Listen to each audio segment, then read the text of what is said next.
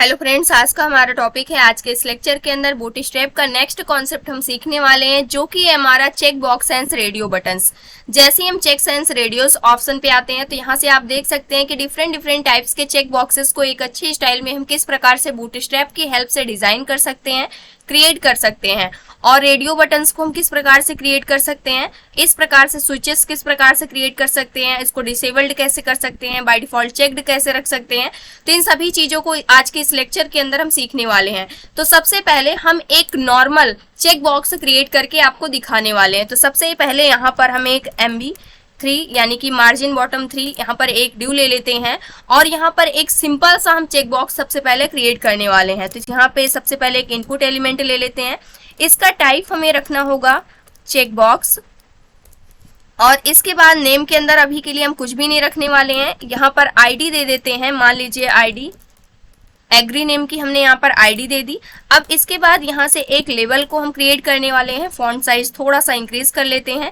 Label के अंदर हमें क्या करना होगा, सेम आईडी नेम यहाँ पर पास करना होगा, तो एग्री यहाँ पर भी कर देते हैं और इसके बाद यहाँ से एग्री हम दे देते हैं। तो एक नॉर्मल चेक बॉक्स हमारे पास क्या हो जाएगा, क्रिएट होकर के आ जाएगा।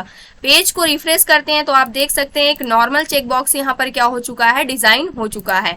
लेकिन इसको हमें बूटस्ट्रैप की हेल्प से किस प्रकार से डिजाइन करना है, अब इसके लिए डिफरेंट क्लासेस को हम यूज करने वाले हैं। तो यहाँ पर आ जाते हैं और सेम चीज को हम यहाँ से कर लेते हैं कॉपी।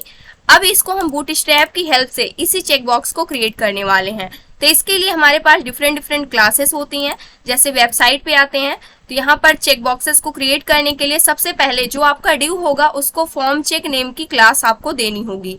तो इसको कॉपी कर लेते हैं और यहाँ पर आ जाते हैं। MB3 तो हमने दिया ही है क्योंकि हमें मार्जिन बॉटम 3 चाहिए, और यहाँ से हमने क्या कर दिया, फॉर्म चेक को यहाँ पर पेस्ट कर दिया।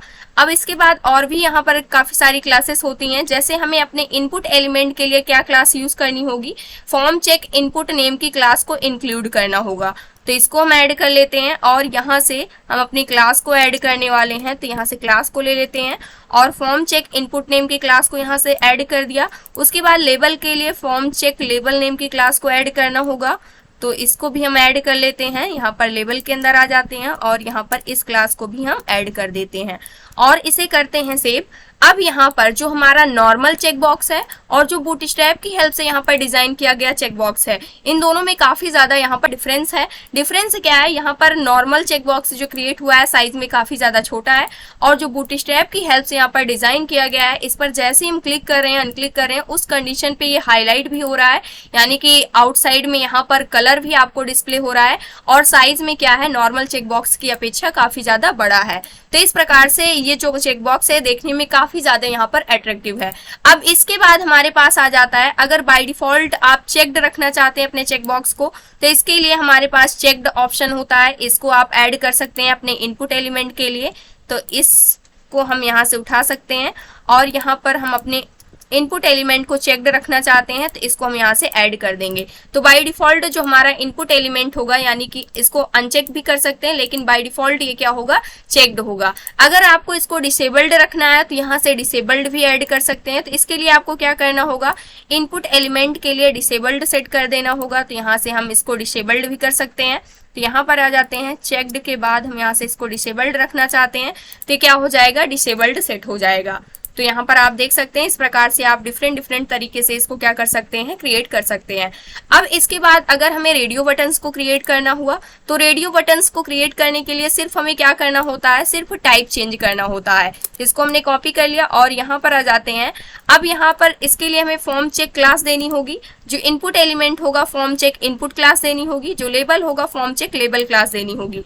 लेकिन यहाँ पर हम इसका टाइप जो है इसको हम चेंज कर देंगे रेडियो, और यहाँ पर हम रख देते हैं एस या फिर नो ऑप्शन। और इसके बाद यहाँ पर हम क्या करने वाले हैं, एग्री की जगह यहाँ पर हम रख देते हैं रेडियो, और यहाँ से जो फॉर एट्रीब्यूट है इसकी जगह पे भी हम करने वाले हैं रेडियो। सेव करते हैं और पेज को रिफ्रेश कर देते हैं। तो यहाँ से बाय डिफॉल्ट ये क्या है, डिसेबल्ड है और ये चेक्ड है। तो यहाँ से हम हटा देने वाले हैं चेक्ड और डिसेबल्ड को, और इतना करते हैं सेव। और इस पेज को करते हैं रिफ्रेश, तो यहाँ से आप देख सकते हैं एक रेडियो बटन यहाँ पर क्या हो चुकी है, क्रिएट होकर के आ चुकी है। तो रेडियो बटन भी सिंपल ही है, उसके लिए आपको सिर्फ उसका टाइप चेंज करना होगा और डिसेबल्ड करना है, चेक्ड रखना है तो सेम क्लासेस को आपको यहाँ पर यूज करना होगा इन सभी के लिए। और डिसेबल्ड रखना चाहते हैं तो डिसेबल्ड को आपको ऐड करना होगा, चेक्ड रखना चाहते हैं तो चेक्ड को ऐड कर देना होगा। इसके बाद अगर आप स्विचेस के फॉर्म में इसको क्रिएट करना चाहते हैं तो स्विचेस के फॉर्म में आप इसको किस प्रकार से दिखा सकते हैं, तो इसके लिए आपको क्या करना होगा, फॉर्म स्विच को, इस क्लास को आपको ऐड करना होगा और कुछ भी नहीं करना है। जैसे मुझे इस ऑप्शन को स्विच की फॉर्म में दिखाना है तो इस क्लास को हमने यहाँ से इंक्लूड कर दिया फॉर्म स्विच को। तो इसकी हेल्प से क्या हो जाएगा, जो हमारी रेडियो बटन होगी वो एक स्विच के फॉर्म में क्या होने लगेगी, यहाँ पर डिस्प्ले होने लगेगी। जैसे कि आप यहाँ पर देख सकते हैं एक सिंपल सी यहाँ पर स्विच क्या हो चुकी है, क्रिएट होकर के आ चुकी है स्विच बटन की फॉर्म में। तो इस प्रकार से जो हमारी रेडियो बटन्स होते हैं, जो चेक बॉक्सेस होते हैं, उसको हम क्या करते हैं, डिजाइन करते हैं। तो ये था आज का हमारा टॉपिक। आई होप दोस्तों अगर आज की इन्फॉर्मेशन आपको अच्छी लगी हो तो प्लीज वीडियो को लाइक करना, चैनल को सब्सक्राइब करना और दोस्तों के पास शेयर करना।